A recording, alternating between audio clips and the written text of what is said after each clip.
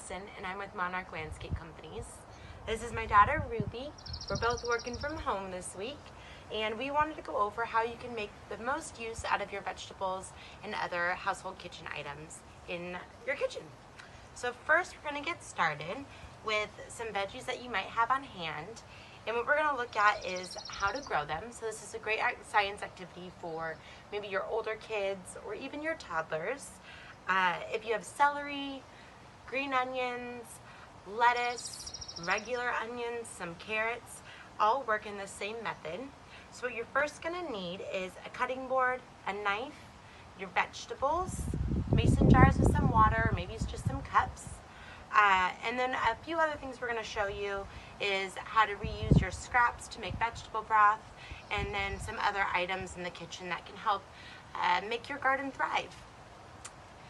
So first things first, you're going to take your vegetables. I have my celery stalk here, so I'm going to cut off the end and save the stalks for later to use in soups, make some little snacks, some healthy snacks hopefully while we're all cooped up. You're going to want to leave about 2 to 3 inches left of your celery stalk of the root.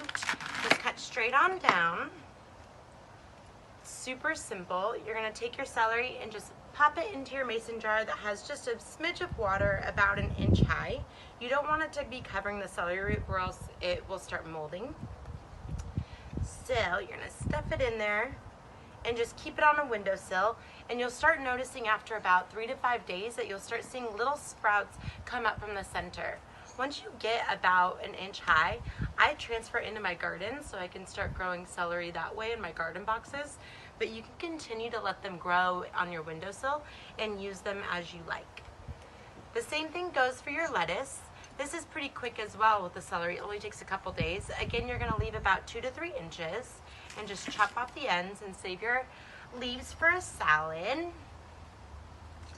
And just plop it right in there. You might have to wiggle it around because it could get loose. And just leave it in the windowsill the same way as you would the celery. You can also do this with green onions. I just keep this weekly on my counter at all times so I can always keep regrowing green onions. You'll see that some will peel back and the skins will die off. You can just break those right off and then use your green onions for any kind of tacos or recipes that you'd be using normally.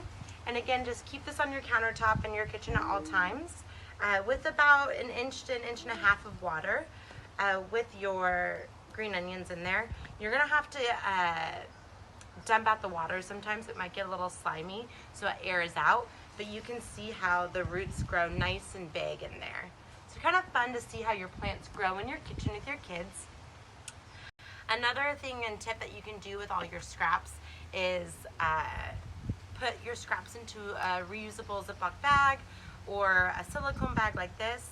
I just put, I had some parsley stems that I didn't use for a stew, and you just keep them in here, pop them in your freezer, keep adding to it as you're cooking throughout the week. And then once you're done with the weekend, your bag is full, just toss it in a big pot of water, bring it to a boil, and then let it simmer for about 4 hours, and then strain out all the veggies, and you have about, I usually get 4 mason jars full of veggie stock. And the last but not least, the tip for your garden, utilizing some eggshells and ground coffees, grinds from coffees. You're gonna take your eggshells and you're gonna want to make sure that you dry them out in the sun, because if you put them in with some of the whites on there still, it could get a little moldy. So what you're going to want to do is make sure that your eggshells are nice and ground up, and then you're going to sprinkle them around your plant. And this is going to help prevent snails and caterpillars from crawling up your leaves and chomping down on your beautiful new lettuces or celeries that you're growing. And then your coffee grounds, you'll want to make sure that you dry them as well. And you're going to want to put them out in the sun for a couple days, let them dry out, and sprinkle into your pots or into your dirt, and that really helps bring a lot of nutrients and promote aeration of the soil, retention of water, and also helps bring some of those earthworms you might be able to search with your little coworkers later on in the week. Thank you so much. Hope you guys are having a good week.